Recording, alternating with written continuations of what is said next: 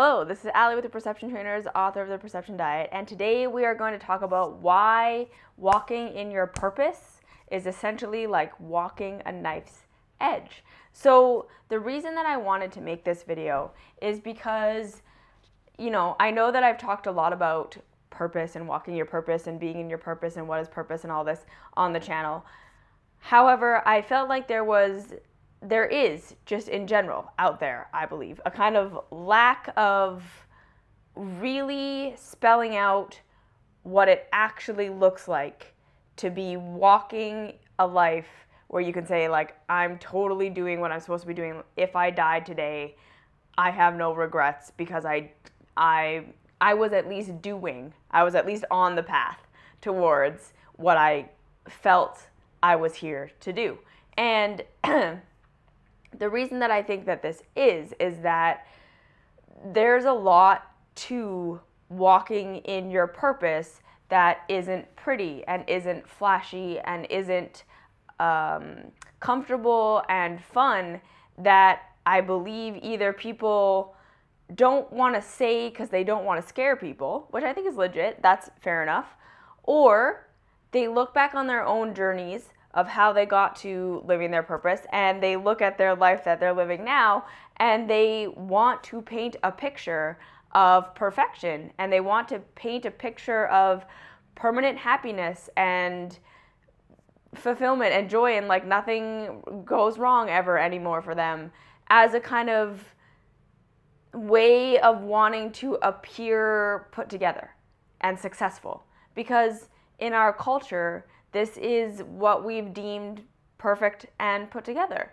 is never having a negative emotion, never having a negative experience, never having some area in your life where you're faltering or struggling. And again, I just think it's not real. It's not true. That's not really what happens. And when we paint this picture that walking your purpose and being on your life path means you're blissed out all the time and life is just easy for you now and all your struggles are in the past and you can just see how all that was wrong and now you're good, is doing a disservice. Okay, but on the other side, okay, and this is why I say a knife's edge. It's not on this side or on this side, it's in the middle. At the same time, walking in your purpose, if you're really doing it, shouldn't feel like the weight of the world is on your shoulders all the time. All right? So we see in this world, in the spirituality world, in the self-help world, in the personal growth world, all these places, especially the entrepreneur, building your own business, living your dream life world, we see these kind of two opposites, right? The people that want to pretend like everything's amazing all the time, which clearly that's not true, and that tricks people into thinking that they're doing something wrong if they're struggling. But on the other side, we have people who are showing how they're struggling all the time and everything is so hard and there's so much drama in their lives and there's so much chaos and so much confusion and all this. It's so hard and they're being attacked all the time and da-da-da-da-da. And I think neither of these two things are really where we want to go, all right? And I don't believe that either of these two places are truly walking that knife's edge, right? Where you're really, really, really can say that you're on purpose, you're on track, you're living your life. So what I wanted to share in this video is what I believe to be the knife's edge, which is this, all right? As we start to awaken to our purpose, we have to be real about this. And we have to be transparent about this. And I want to be transparent about this. And I'm going to be transparent about this right now. Me awakening to my life purpose, which is essentially what I feel like I'm doing now. Okay? This Perception Trainers, these videos, my blogs, my Patreon, all the programs that I'm writing, all the things that I'm doing, I know I'm walking my purpose. Because I do feel like if right now someone came and shot me in the head, I would have no regrets. I was doing what I came here to do. I don't feel like there's anything that I am missing. You see? Not to say that I feel finished, obviously. I don't feel like I'm done. I do, of course, hope no one comes in here and shoots me in the head because I have a lot that I would like to continue to do. However, being where I'm at, I don't have regrets, okay? And that is kind of my definition of being on purpose, is when you really can feel like, no, this is it. Like, I'm doing it. I'm doing the thing that I'm supposed to be doing. I don't really have a lot of things in my heart or in my soul that I'm like, I really wish I could do that thing, but I'm not doing it. I'm not pursuing it. I didn't go for it. That's how I feel it feels to be living a life of purpose. So again, this is not to say that I feel complete or that I feel like I'm done or I don't have any more that I'm going to do. But what I'm saying is I feel like I'm on the path. Yeah. I don't have things in my life right now that I wish I was doing that are a soul call that I'm not pursuing. Does that make sense? So not to say that I feel done, but I feel like I'm pursuing everything that is authentic to me. And I know there's going to be lots more as I go on that is going to challenge me, that's going to call me to grow. There's going to be all these things that are going to come up. I'm not complete, but I'm on the path. I know I'm on the path. So that's my kind of definition of being in a life of purpose. It's not that you're done. It's not that you're complete. It's not that you have it all figured out. It's not that you've written the book. It's not that you've done the presentation. It's knowing it's going to be forever. Yeah? Perception changes is going to grow and grow and grow forever. I'm always going to have something to write. I'm always going to have something to share. I'm always going to have new experiences in my life that are growing me. So that's the second part, right? Is that I am fully and completely aware that I am not done yet. I am not perfected. I am not complete in the sense that I'm done. All right? And so my walking my life of purpose is knowing that at some point what I'm doing right now isn't going to be enough anymore. I'm going to have to face another thing. I'm going to face another struggle. I'm going to come up against another challenge. I'm going to come up against another growth barrier that I'm going to have to face. And that has been the journey until now as well. All right? So basically what I'm saying is that in order to get to this life where I feel like I can say genuinely and authentically, I'm living my purpose, what that has entailed is that I have faced every single one of my deepest insecurities in order to get to where I am right now. I have faced all my inner wounds and all my inner, so okay, I don't want to say all. I have faced, okay, let's put it this way. In order to have any of the things in my life that I have right now, it required that I face a deep trauma, a deep wound, a deep insecurity, a deep fear, a deep, oh my God, can I actually do this moment? Or many moments on top of moments. Because that's what this is. In order to get to a place where I can make videos and I can write about what I write about and I can share what I share and I can do what I do, I have had to deal with all of my childhood traumas that told me that I'm silly, that I don't know what I'm talking about, that I'm taking up too much space, that I'm too loud, that I'm too harsh, that I'm too all of these things. And in order for me to become who I am now, I have had to say, look, yeah, I was told all my life that everything that this is wrong. But if I don't embrace this, I can't be who I came here to be. I can't do what I know I would want to do. And so that's that knife's edge that I'm talking about, is that in order to be walking your purpose, you're going to be facing your deepest insecurities. You're going to be facing your deepest struggles and turmoils. And I feel like life is set up perfectly that way, right? It's like everything that I was told that I shouldn't be, everything that I was told was wrong with me. I'm too sensitive. I'm too aware. I'm too, I think too much. I'm too analytical. I'm too processing everything. Why can't I just relax? Why can't I just let anything be? I'm too harsh. I'm too intense. I'm too addicted to the truth. Like, why does everything have to be so whatever? Okay, all of that I was told, right? People don't like this. It makes them uncomfortable. It makes people not like me. It makes people run away from me. It makes me lose love in the external world. And in every way, this is true. Okay, so that's the thing. I had a lot of reasons never to step into what I'm doing now, because it did mean losing people. It did mean losing love. It did mean people didn't like me. It did mean getting rejected. It did mean getting told that I was wrong and bad and stupid and shouldn't be doing what I'm doing. And I had to do it anyways. I had to do it anyways. I had to get over, so not get over, but I had to love my inner child, essentially, right? That is the authentic version of me that's just immature and got wounded. I had to love that inner child over and over and over and over again and say, okay, the whole world is telling me not to do this, my whole world. But I know in my heart it's right. And it's what I want to do. And it's who I want to be. So what am I going to do? Right? Am I going to choose being what the world wants me to be? Or am I going to choose being who I know myself to be and probably lose the world? And I chose over and over again to be who I knew myself to be. And I want you to know I lost a lot in this process. Okay, I have lost a lot. I've lost a lot of people. I've lost a lot of relationships. I've lost job opportunities. I've lost so many things.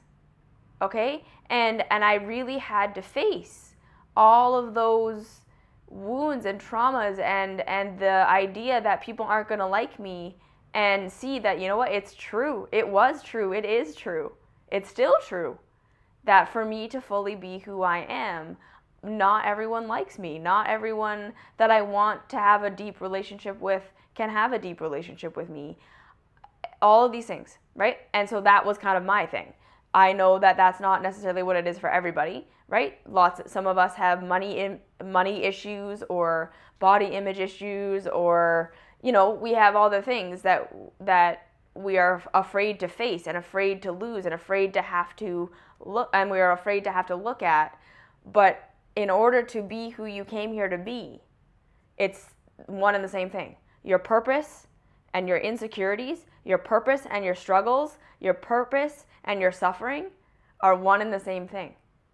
And that's kind of what we have to realize about this. So this is why I say, you know, I truly believe, so far as I have seen, that the deeper someone is struggling, the deeper someone is suffering, the more pain someone is in a life that they're living that looks like it should to the world, or essentially is a life where you've kind of given up, where you're not really doing what the world wants you to do, but you're not doing what you want to do either. You're just kind of doing nothing.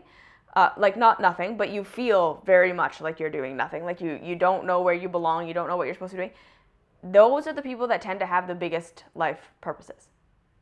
And I think this is another thing that people don't say, is that really, like, I genuinely believe that the deeper someone is struggling, the deeper someone is suffering, the deeper pain that someone is in, the harder it is for someone to just like put one foot in front of the other and do the normal life thing, the greater your purpose is. Okay? So like the people that can kind of get by, but living in the matrix essentially, right? Just having a normal job and having a normal relationship and getting the house and having cable and seeing their friends on the weekend, and the people that are just like okay with that, they're probably walking their purpose this lifetime. And I know that that kind of can make us uncomfortable to think that that is what someone is here to do this time. But I don't think that we can fault people on that, because I really genuinely believe that this life that we are living is a school. And so there are people who are in grade 1 and they're not going to graduate into their ultimate self this lifetime. So what they're doing, living a normal matrixy life, isn't wrong for them. They're not suffering terribly. They can get by. They're okay. They're generally happy. And yes, we will be able to say this. We'll look at them and we'll say there's not a lot of depth to them usually. Yeah? There's not a lot of deep thought going on. There isn't a lot. It's just very surfacey. But all of it's very surfacey. And so we can look at that and say, okay, that's just a grade 1er. They're perfectly where they should be. They're not in a bunch of existential pain. They don't have big, grand desires. They are where they're at, and that's exactly perfect for this lifetime. However, there are other people who could try and do that same thing, try and have that normal job, that house, the hang out with your friends on the weekend, and it's excruciating. It's just painful. They need drugs, and they need alcohol, and they need TV, and they need all these things to try and just like get through their day, because it's just so painful. That's how we know, okay, well, you have a much bigger purpose than this. You're not in grade 1. You're in grade 4. You're in grade 5. You're in grade 6. Maybe you're in grade 12. This normal life is not going to work for you. And we got to understand that. So the deeper you're suffering in your life, the farther away probably you are from living your purpose. And so getting back to living that purpose, or getting to living that purpose, is going to be a bigger job. You're going to have to face deeper things. You're going to have to face much bigger fears, much bigger traumas, much bigger wounds. However, all of that stuff, again, it's in the facing that stuff, in the loving it where you've always hated it, in the loving yourself where you've been looking for others to love you, in the embracing that, yeah, okay, I'm going to lose all this stuff and I'm going to love myself anyways, that we become strong enough to live our purpose. All right? So if you've got a big purpose, meaning you're suffering a lot, yeah, you're going to have to be really strong to live that purpose. And that strength is going to come from you reparenting all that wounded aspect of yourself. So this is kind of the bottom line of it, that we need to be realistic in this world, that we're not all the same. We don't all have the same level that we're reaching for. We don't all have the same level of purpose we're supposed to reach. We don't all have the same level of stepping out of the matrix, because, again, that's narrow vision. We can't look at how the world is right now and say it's wrong, because then we're not understanding. This is the school, this is the curriculum. Some people need the matrix life this time, and it's not wrong for them.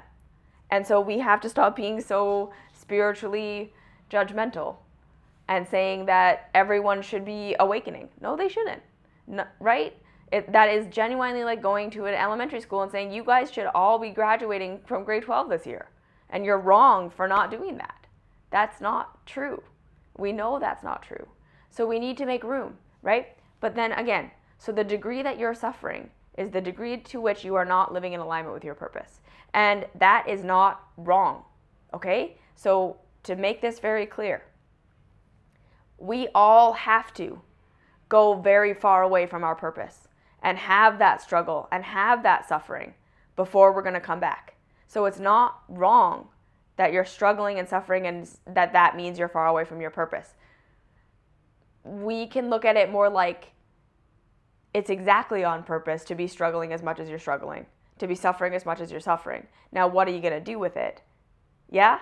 Because it truly does come down to this. The suffering isn't wrong. The struggle isn't wrong. That's just your emotional guidance system saying that's where we're headed and it's far. But it's not wrong to be struggling, because that struggle, like I say, is the guidance system. And then it's really about you saying, okay, I'm going to use this struggle. I'm going to use this turmoil. I'm going to use all this suffering that I'm in to help guide me back to where I want to go. And that's where we use the emotional mastery tools, the transformation series. You meditate, you start to learn about yourself, you face your fears, and you do it anyways. That's how we get there. So this is the big thing, all right? And then again, this very important thing to understand is that when you're walking your purpose, this doesn't mean your life is now perfect and beautiful all the time. However, it also doesn't mean that you should be in chaos, like all the time chaos, all this chaos around you. To me, that still means that there's some misalignment that needs to be looked at, because the closer you come to truly living your purpose, it should be life generating. All right? It really should be that you see the messes you've been making in your own life and the world around you, and you're starting to clean that up, and you're not making more messes. You're not becoming more destructive in this area because you've become less destructive in this area. You're becoming less destructive overall to yourself and to the world. So you're still going to have challenges, and you're still going to have struggles, and you're still going to have things that you're going to face, but it's all going to be working towards making more complexity, unity, structure, order, not more chaos. Okay? So that's my spiel on living the purpose and why it's a knife's edge. It's really about facing your insecurities one by one and doing it anyways. Facing all that trauma and doing it anyways. Suffering really deeply, and what are you going to do with it? All right? And knowing you're going to grow forever, but you're always going to be creating more order. All right, so if you have any questions, comments, concerns, leave them down below. Like, share, subscribe, do all that fun stuff. I'll see you in the next video.